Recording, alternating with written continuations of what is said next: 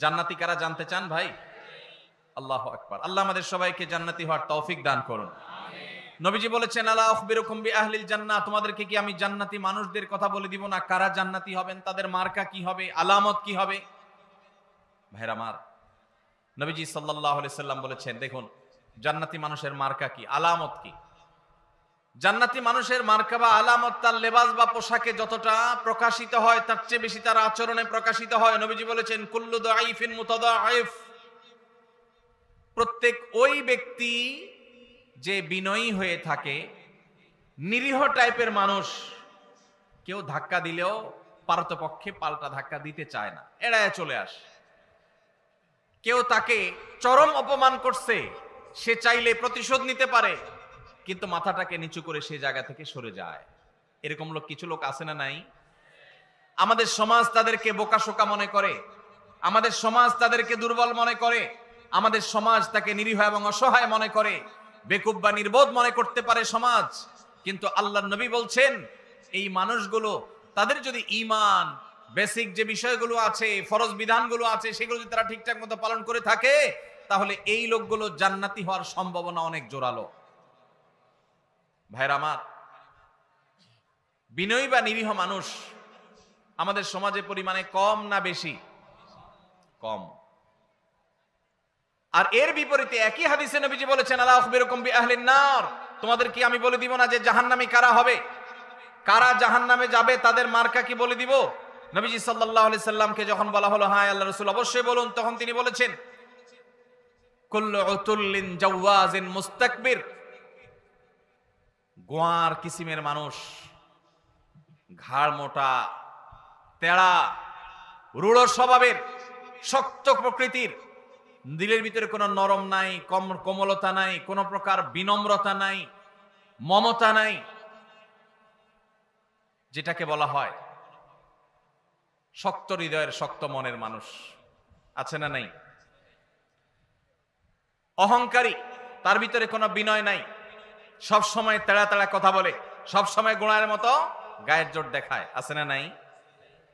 আমাদের দেশে কখনো রাজনৈতিক পাওয়ারে, কখনো টাকার জোরে, কখনো ক্ষমতার জোরে, কখনো বাপ চাচার দাপটে, মামু খালুর দাপটে মানুষ অহংকারী হয়, হয় কি হয় না? আবার অনেক সময় কোনো কারণ ছাড়াও মানুষ অহংকারী হয়। নবীজি সাল্লাল্লাহু আলাইহি সাল্লাম বলেছেন, আল্লাহর সবচেয়ে ঘৃণিত মানুষ হলো যে অহংকার করার মতো কিছু নাই, অথচ তারপরও সেও অহংকার করে। আমরা এমন একটা সমাজে বসবাস করছি, একজন প্রাপ্তবয়স্ক মানুষ তো অনেক পরের কথা, ছোট ছোট বাচ্চা কাচ্চাকেও দেখবেন আচরণের মধ্যে এমন পরিমাণ যুদ্ধ ভাব, এমন পরিমাণ মার কাট ভাব, এমন পরিমাণ অহংকার ভাব, এমন পরিমাণ আপনার সব ভেঙে চুরে শেষ করে ফেলবে এমন ভাব, ঘরে ঘরে দেখবেন বাচ্চাদের মধ্যে টেন্ডেন্সি আসছে না, আসে নাই?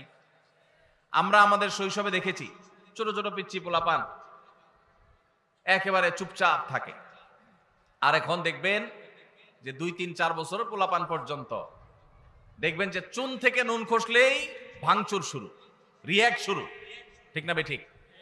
বাপমা পর্যন্ত তাদের সেই দুঃস্বভাবকে রোগ মনে করে না, তারা আবার অহংকার করে, অনেক রাগী, অনেক রাগী, যেভাবে বলে তাতে মনে হয় যে বাপমা এটাতে অনেক গর্বিত, মানে তার মধ্যে ব্যাটাগিরি অনেক বেশি।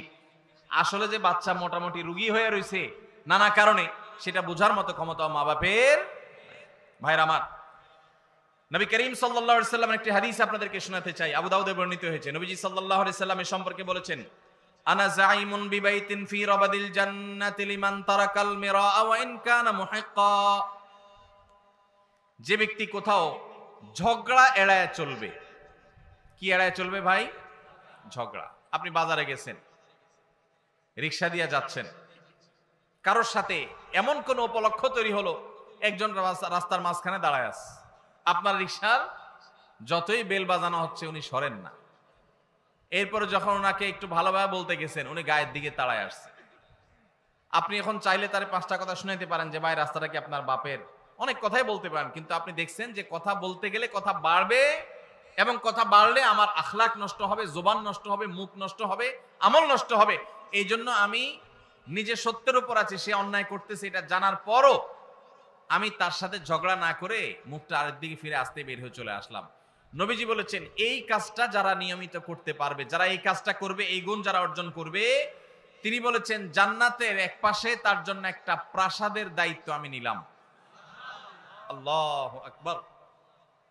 আল্লাহ তাআলা আমাদের সবাইকে ঝগড়া বিবাদ এড়াবার তৌফিক দান করুন। অনেক আমলের কথাই তো শুনছেন ভাই, সুবহানাল্লাহ, আলহামদুলিল্লাহ, তাসবিহ, তাহলিল, জিকির, আজকার, অনেক আমলের কথা আমরা শুনছি। আজকে ভাই নতুন একটা আমলের কথা শুনলাম। এটাও যে আমল সেটা আমাদের অনেক ভাই ব্রাদাররা জানেন না। সে আমলটা হলো ঝগড়া করার সুযোগ আছে, স্কোপ আছে, গায়ের জোর আছে, সাথে লোক আছে, চাইলে কথা বাড়ানো যায়, এবং যার সাথে ঝগড়া তৈরি হয়েছে তিনি একটা ফালতু বিষয় নিয়ে আপনার সাথে ঝগড়া লিপ্ত হয়েছেন, তিনি একেবারে অন্যায়ের উপর আছেন, ভুলের উপরে প্রতিষ্ঠিত আছেন, আপনি পরিষ্কারভাবে দেখছেন তিনি রং, এরপরও তাকে রং জেনেও আপনি সত্য জানার পরেও শুধু ঝগড়াটাকে মিনিমাইজ করতে গিয়ে যে আমি কথা বাড়াতে চাই না, এই জন্য আমি হেরে গেলাম, কথা বাড়াইলাম না, এই কাজটা যদি করতে পারেন তাহলে নবীজি জান্নাতের চৌহদ্দির ভেতর একটা প্রাসাদ আল্লাহর কাছ থেকে আপনাকে পাইয়ে দেওয়ার দায়িত্ব নিয়েছেন। আল্লাহ আমাদের সবাইকে জান্নাতি হওয়ার তৌফিক দান করুন। ভাইরা আমার, এই আমলটা প্র্যাকটিস করবেন তো আজ থেকে ইনশাআল্লাহ। দিনে যদি একবার এই আমলের প্র্যাকটিস করতে পারেন, কয়বার? একবার। এভাবে যদি প্রতিদিন আপনি চেষ্টা করেন যে আমার সহপাঠীর সাথে, স্কুল কলেজে মাদ্রাসায়, আমার কোনো সহকর্মীর সাথে কর্মস্থলে, কিংবা পরিচিত অপরিচিত যে কোনো মানুষের সাথে কোনো পাবলিক প্লেসে, এমনকি নিজের বাসা বাড়িতে নিজের ঘরের লোকজনের সাথে কথা বাড়াইলেই বাড়ানো যায়। অন্যায়টা সে করছে আপনি জানেন, এরপরও যদি আপনার রাগটাকে হজম করে নেন তাহলে এই পুরস্কার আল্লাহ আপনাকে দিবেন। আপনি দুনিয়া থেকে জান্নাতি, এটার নিশ্চয়তা আল্লাহর কাছ থেকে আপনি করে যেতে পারবেন যদি আপনি ঈমান, ফরজ আমলগুলোর পাশাপাশি এই আখলাকটা অর্জন করেন। চেষ্টা করা যাবে না ইনশাআল্লাহ? মুশকিল কি জানেন? মুশকিল হলো ইবলিস। ইবলিস কি বলবে জানেন? ইবলিস বলবে যে মাথা খারাপ, তুমি যদি এখন জবাবটা না দাও, উনি যে একটা অন্যায় কথা বললো এটার জবাব না দিলে এর মানে তুমি তার অন্যায়টাকে মেনে নিলা। ইবলিস বলবে কি বলবে না? এটারে বলে নেক্সুরত ধোকা। এটারে কি বলে ভাই? নেক্সুরত ধোকা। বুঝেন আপনারা? বুঝেন না? মানে দেখতে মনে হয় যে কাজটা ভালো কাজ, আসলে শয়তানি কাজ। আসলে কি কাজ? শয়তানি কাজ। শয়তান আপনাকে সবসময় উত্তেজিত করবে। শয়তান বলবে না, তোমাকে এখানে কিছু বলতে হবে, না বললে তো তুমি হেরে যাবা, তুমি দুর্বল থেকে যাবা। সে মনে করবে তুমি দুর্বল, শয়তানরে বলতে হবে আমি দুর্বল থাকলাম, আমি হাইরাই গেলাম, আমি মেনেই নিলাম। কেন? কারণ ওই যে নবীজি জান্নাতের গ্যারান্টি দিয়েছেন। জাইম শব্দটি আরবিতে অত্যন্ত গুরুত্বপূর্ণ, অর্থবহ একটা শব্দ। জাইম শব্দের মানে হলো জিম্মাদার, দায়িত্বশীল। নবীজি বলেছেন সে জান্নাত পাবে তা নয়, তিনি বলেছেন আমি দায়িত্ব নিলাম, দায়িত্ব গ্রহণ করলাম, আমি জাইম হলাম ওই ব্যক্তির যেই ব্যক্তি ঝগড়া পরিহার করলো, সে হকের উপর আছে, সত্যের উপর আছে, তারপর সে ঝগড়া করলো না। আল্লাহ আমাদের সবাইকে এই গুণটা অর্জন করার তৌফিক দান করুন। ভাইরা আমার, ঝগড়া এড়াবার চেষ্টা করবো তো ইনশাআল্লাহ। যদি ঝগড়া এড়াইতে পারেন, কথা বললেই কথা বাড়ে। এমন একটা কথা বলছে পুরো মেজাজটা গরম হয়ে গেছে, আমি এখন চাইলে আরেকটা কথা বলতে পারি কিন্তু বললাম না, বাহ্যিকভাবে হেরে গেলাম। শয়তান কিন্তু উস্কাবে, শয়তান কিন্তু খোঁচাবে, শয়তান কিন্তু উত্তেজিত করবে, বলবে যে আরে মাথা খারাপ, এইভাবে যদি হাল ছেড়ে দাও তো সবাই কি মনে করবে? মনে করবে এর দোষ ঠিকই আছে, নাহলে সে চুপ করে চলে গেলে কেন? সবাই মনে করুক আমাকে খারাপ, আল্লাহ আমাকে ভালো মনে করবে ইনশাআল্লাহ। এই গুণটা অর্জন করা যাবে ইনশাআল্লাহ ভাই। একই হাদিস আবু উমামা বাহির রাদিয়াল্লাহু তাআলা বর্ণনা করেছেন, মুসনাদ সুনান আবু দাউদে বর্ণিত হয়েছে। এই হাদিসের পরের অংশে নবীজি বলেছেন ওয়া বিবাইতিন ফি ওয়াসতিল জান্নাতি লিমান তারাকাল কিযবা ওয়া ইন কানা মাযিহা। যে ব্যক্তি মিথ্যা কখনো বলে না, মিথ্যা কখনো বলে না, এমন কি রসিকতা করে, মজা করেও কখনো, দুষ্টুমি করেও কখনো সে মিথ্যা কথা বলে না। আজকাল যুবকদের মধ্যে দেখবেন দুষ্টুমি করে, হাসতে হাসতে, খেলার ছলে, বিনোদনের ছলে মিথ্যা কথা বলা, এটাকে অপরাধ পর্যন্ত মনে করছে না। মুসলমান সিরিয়াসলি তো মিথ্যা কথা বলবেই না, এমনকি দুষ্টুমি করে, মজা করে, রসিকতা করে মিথ্যা বলতে পারে না। নবীজি বলেছেন কেউ যদি দুষ্টুমি করেও মিথ্যা কথা বলা থেকে পরিহার করে, দুষ্টুমি করতে যাচ্ছে, মিথ্যা বলতে যাবে, আল্লাহর ভয় এসেছে, সে পরিহার করেছে, তার জন্য আল্লাহ নবী সাল্লাল্লাহু আলাইহি ওয়াসাল্লাম বলেছেন জান্নাতের সেন্টার পয়েন্টে আমি তার প্রাসাদের দায়িত্ব নিলাম। এরপরে হাদিসে শেষ অংশে নবীজি বলেছেন ওয়াবিবাইতিন ফি আলাল জান্নাতি লিমান হাসানা খুলুকাহ, যে ব্যক্তি তার আচরণ সুন্দর করবে, কি সুন্দর করবে? আখলাক সুন্দর করবে, তার আচরণটা মধুর মতো হবে, তার কথা থেকে মধু ঝরবে, সবাই তার থেকে মিষ্টতা অনুভব করবে, তার কথার মধ্যে কর্কশ ভাব থাকবে না, বেয়াদবের মতো আচরণ করবে না, অহংকারের মতো আচরণ করবে না, ঝগড়াটে স্বভাবের হবে না, বিনয়ী হবে, বিনম্র হবে, মাটির দিকে চেয়ে চলবে। সে যখন হাঁটে তখন মনে হয় যে মাটিতেও টের পাচ্ছে না। কারোর সাথে ঝগড়া হলে আস্তে করে মাথাটা নিচু করে সে সেখান থেকে চলে যায়। সবাই তাকে বোকাশোকা মনে করে, কিন্তু এই যে নিরীহ কিসিমের মানুষ, জান্নাতির মার্কা যাদের মধ্যে সবচেয়ে বেশি, সে মানুষ সম্পর্কে নবীজি বলেছেন যে ব্যক্তি তার সার্বিকভাবে আচরণটা সুন্দর করবে, কারোর হক মারবে না, সবার হক আদায় করে দিবে, সবার যার যার প্রাপ্য পরিশোধ করে দিবে, সবার সাথে আচরণটা সুন্দর করবে, কারোর সাথে রূঢ় আচরণ করবে না, খারাপ ব্যবহার করবে না, গালমন্দ করবে না, এবং মানুষের সামনে উচ্চবাচ্য করবে না, বেয়াদবি করবে না, ঝগড়া ফাসাদ করবে না। আখলাককে যে সুন্দর করবে, আচরণ যার ভালো হবে, যার অমায়িক আচরণে এলাকাবাসী সবাই বলবে হ্যাঁ লোকটার আচরণ অমায়িক। নবীজি বলেছেন এরকম যদি কেউ আখলাককে সুন্দর করতে পারে, জান্নাতের সর্বোচ্চ শিখরে, সর্বোচ্চ মাকামে আল্লাহ তাআলা তাকে প্রাসাদ, আল্লাহর পক্ষ থেকে নবীজি প্রাসাদ পাইয়ে দিবেন ইনশাআল্লাহ। ভাইরা আমার, আমরা আমাদের আখলাক সুন্দর করবো তো ইনশাআল্লাহ। তাহলে এখানে জান্নাতের 3টা স্তরের কথা আমরা জানলাম। নাম্বার 1, জান্নাতের এরিয়ার মধ্যে আল্লাহ নবী জান্নাতের একটা প্রাসাদের দায়িত্ব নিয়েছেন। নাম্বার 2, জান্নাতের একেবারে সেন্টার পয়েন্টে জান্নাতের দায়িত্ব নিয়েছেন, প্রাসাদের দায়িত্ব নিয়েছেন। আর জান্নাতের সর্বোচ্চ যে মাকাম বা স্তর আছে, সেই স্তরে আল্লাহ তাআলার পক্ষ থেকে আল্লাহ নবী সাল্লাল্লাহু আলাইহি সাল্লাম একটা প্রাসাদ নিয়ে দেওয়ার দায়িত্ব নিয়েছেন। এই যে 3টা জান্নাতের স্তরের কথা নবীজি বলেছেন, এর কোনোটা দেখবেন আমাদের যে আমলগুলোকে আমরা সাধারণত জিকির আজকার, নফল রোজা, নফল নামাজ বা এই জাতীয় আমলগুলোকে আমরা একমাত্র নেকামল মনে করি, এরকম কোনোটার সাথে সম্পৃক্ত নয়। নবীজি যেগুলো বলেছেন তার সবগুলো সম্পর্ক হলো আমাদের আচরণের সাথে। কিসের সাথে ভাই? আচরণের সাথে। আজকের এই মাহফিল থেকে আচরণ সুন্দর করবো তো ইনশাআল্লাহ, আচরণ সুন্দর করবো তো ইনশাআল্লাহ। ঝগড়া করব না, ঝগড়া করব না। এই যে রমজান আসছে সামনে, একটা হাদিস আপনারা সবাই শুনেছেন, নবীজি সাল্লাল্লাহু আলাইহি সাল্লাম বলেছেন যে ব্যক্তি রোজাদার অবস্থায় তার সাথে কেউ ঝগড়া করতে আসলো, রোজাদার অবস্থায় কেউ কি করতে আসলো ভাই? ঝগড়া করতে আসলো। যখন কেউ কথা বাড়াচ্ছে, ঝগড়া করবে, এরকম পরিস্থিতিতে সে যদি বলে ইন্নী সাইম, ইন্নী ইমরাউম সাইম, আমি রোজাদার মানুষ, আমি তোমার ঝগড়ার উত্তর দিতে পারতাম কিন্তু দিলাম না, কারণ আমি রোজাদার, রোজাদার ঝগড়া করা নিষেধ। দেখুন নবীজি সাল্লাল্লাহু আলাইহি সাল্লাম রমজান মাসে রোজা রেখে ঝগড়া না করার যেন ট্রেনিং আমরা নেই, অভ্যাস যেন করি, এই জন্য পুরো রমজান মাসে ঝগড়া নিষিদ্ধ করে দিয়েছেন। অতএব ঝগড়া ছাড়ার এই অনুশীলন, এই ট্রেনিং, এই প্রশিক্ষণ, এই অভ্যাস আমরা গড়ে তুলবো তো ইনশাআল্লাহ। আল্লাহ আমাদের সবাইকে সেই তৌফিক দান করুন। ভাইরা আমার, নবী করিম সাল্লাল্লাহু আলাইহি সাল্লামের এই একটা আমল, এটা যদি আমরা নিজেদের মধ্যে আনতে পারি, আমরা জান্নাতি হয়ে যাওয়ার পথ অনেক সহজ হয়ে যাবে। আল্লাহ আমাকে আপনাকে আমাদের সবাইকে আমলের তৌফিক দান করুন। ভাইরা আমার, এখন আপনারা বলবেন ভাই কোনো অন্যায় কাজের বিরুদ্ধে কি আমরা কথা বলবো না? সেখানে যদি বিতর্ক হয়, সেখানে যদি 2টা কথা বাড়াবাড়ি হয়, তাও কি আমরা করবো না? আল্লাহ তাআলা সে সম্পর্কে বলেছেন উদউ ইলা সাবিলি রাব্বিকা বিল হিকমাতি ওয়াল মাউইযাতিল হাসানা ওয়াজাদিলহুম বিল্লাতী হিয়া আহসান। আল্লাহর পথে আহ্বান করতে গিয়ে, মানুষকে ভালো পথে দাওয়াত দিতে গিয়ে যদি কখনো বিতর্ক, বর্ষা, কথা বাড়াবাড়ির দরকার হয়, তাহলে সেটা সর্বোত্তম উপায় হবে ফাইযাল্লাযী বাইনাকা ওয়া বাইনাহু আদাওয়া কাআন্নাহু ওয়ালিয়্যুন হামীম। আপনার এই বিবাদ, আপনার এই মতপার্থক্য, বিবাদ তো নয়, মতপার্থক্য, এটা এত সুন্দর হবে যে যার সাথে আপনি বিতর্ক করছেন সেখানেও মধুমাখা থাকবে, আন্তরিকতা থাকবে, মায়া মমতা থাকবে। আজকাল দেখবেন এক হুজুর আরেক হুজুরে জাহান্নামে পাঠিয়ে দিচ্ছে। ভাইরা আমার, ফতোয়া দিয়া মানুষকে জাহান্নামে পাঠিয়ে দেওয়া এটা আমাদের দায়িত্ব না। আমরা যদি কারোর ভুলও ধরতে হয়, সেখানেও সত্যিকারের হিতাকাঙ্ক্ষিতা সুলভ মানসিকতা থাকতে হবে। আল্লাহ আমাদের সেই তৌফিক দান করুন। আমরা কারোর পেছনে শত্রু ভাবাপন্ন হয়ে তার পেছনে লাগবো না, তার ছিদ্রান্বেষণ করবো না, তার দোষ তালাশ করে বেড়াবো না, তার গোষ্ঠী উদ্ধার করতে নামবো না। যদি করি তাহলে আমরা ভালো মুসলমান হতে পারবো। আজ আমাদের সমাজে নামাজি কালামি মানুষ কম বেশি পাবেন।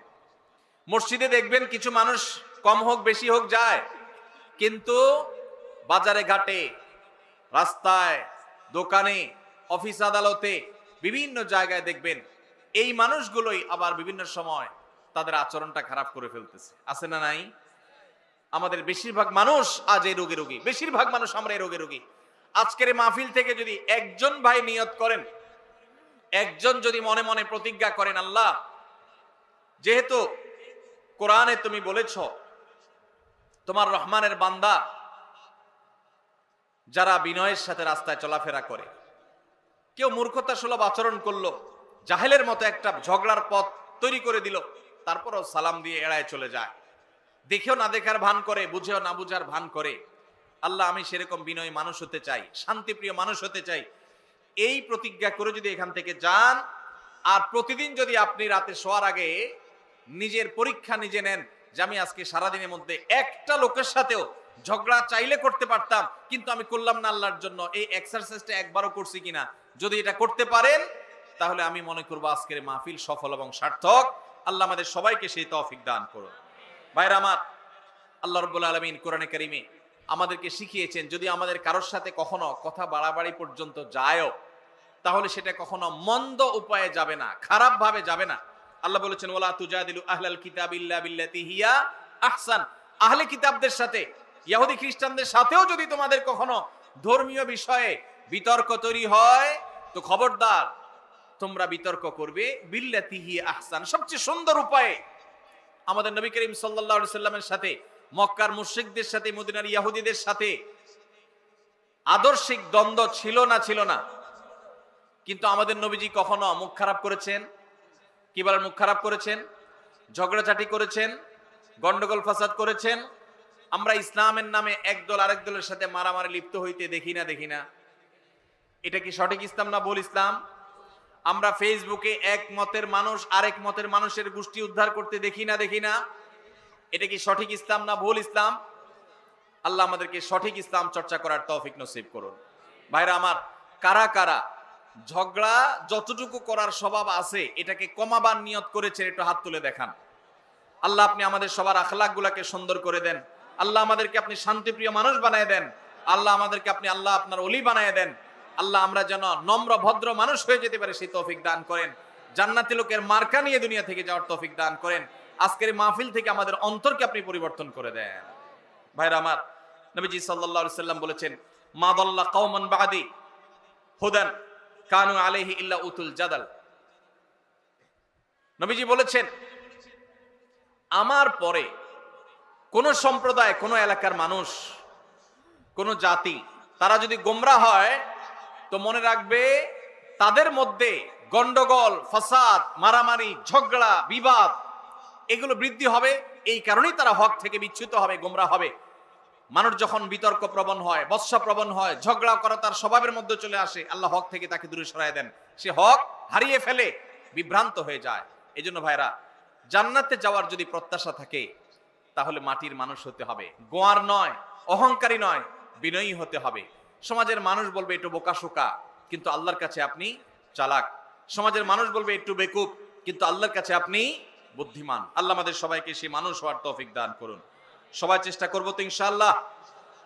আল্লাহু আকবার। আমরা যদি এই মাহফিল থেকে ডক্টর খন্দকার আব্দুল্লাহ জাহাঙ্গীর রাহিমাহুল্লাহর মতো আখলাক নিয়ে যেতে পারি। আপনারা দুইবার এই মাহফিলে, এই মাঠ থেকে স্যারের আলোচনা শুনেছেন, এর আগে অনলাইনে অফলাইনে আগে পরে আপনারা শুনেছেন। স্যার কি কখনো আরেক আলেমের গোষ্ঠী উদ্ধার করতে দেখেছেন? দেখেছেন কখনো? ভাইরা আমার, আমি আল্লাহর কাছে একান্তে কিছু দোয়া যখন করি, খাস খাস দোয়া কবুলের জায়গাগুলোতে আমার কিছু সিক্রেট দোয়া আছে আল্লাহর কাছে। এর মধ্যে একটা দোয়া হলো, আমি বলি আল্লাহ আপনি স্যারের মতো ওইরকম সরল সহজ, ওইরকম বিনয়ী, ওইরকম বিনম্র, উম্মার হিতাকাঙ্ক্ষী, উম্মার কল্যাণকামী, উম্মার ঐক্য প্রয়াসী, বিভক্ত উম্মাকে এক করার জন্য যার মধ্যে প্রচন্ড আকুতি ছিল, ব্যাকুলতা ছিল, অস্থিরতা ছিল, নিজস্ব কোনো মিশন নিয়ে উম্মাকে বিভক্ত করার চেষ্টা করেন নাই, আপনি স্যারের মতো সে আখলাক, সে বিনয়, সেই নম্রতা, সেই সুন্দর হাসি, সেই সরলতা, এগুলো আপনি আমাকে দান করেন। আমি একান্তে আল্লাহর কাছে যে কয়েকটা দোয়া সবসময় করার চেষ্টা করি, এর মধ্যে এই দোয়াটা আমি নিয়মিত করি। আল্লাহ রাব্বুল আলামিন আমাদের সবাইকে আমাদের প্রিয় নবী সাল্লাল্লাহু আলাইহি সাল্লামকে অনুসরণ করে বিনয়ী হওয়ার তৌফিক দান করুন।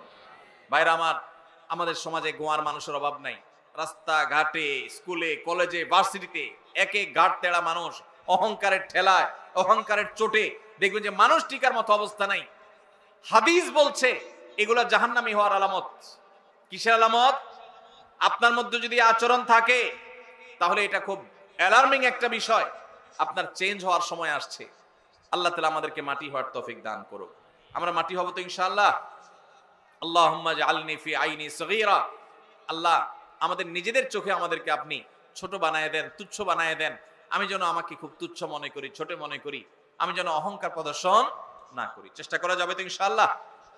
ভাইরা আমার, বিনয়ী হওয়ার জন্য বিনয়ী মানুষের সোহবতে যেতে হয়। কি করতে হয়? বিনয়ীদের সোহবতে যেতে হয়। প্রত্যেক এলাকাতে দেখবেন কিছু মানুষ আছেন মাটির মানুষ, কম হোক বেশি হোক সব এলাকায় আছে।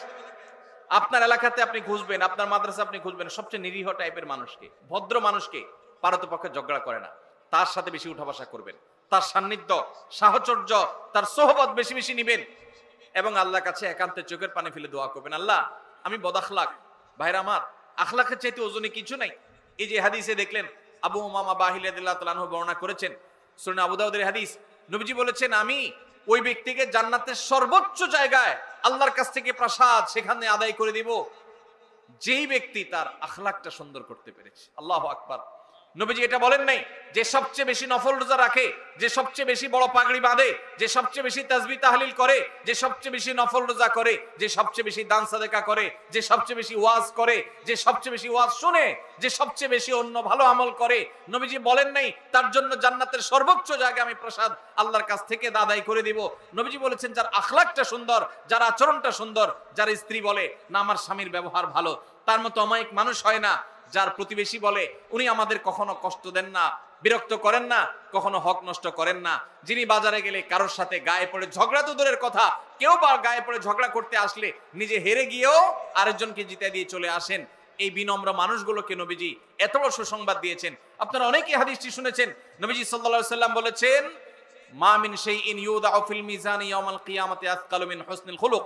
কিয়ামতের দিন মানুষের উত্তম আচরণের চাইতে ওয়েটফুল কোন আমল কিয়ামতের ময়দানে আর উঠবে না। কিয়ামতের ময়দানে সবচেয়ে ভারী আমল হবে মানুষের উত্তম আচরণ। ভাই কিয়ামতের দিন মানুষের আমল কি গণা হবে না মাপা হবে? আমল কি আল্লাহ তাআলা গণবেন না মাপবেন? তাহলে মাপলে আমল বেশি ওজনই যেন হয়, ওয়েটফুল যেন হয় সেই চেষ্টা করতে হবে। যত আমল আছে এর মধ্যে ঈমানের পর সবচেয়ে ভারী আমল, সবচেয়ে ওয়েটফুল আমল হলো আমাদের আচরণগুলো। আচরণ সুন্দর করা যাবে তো ইনশাআল্লাহ।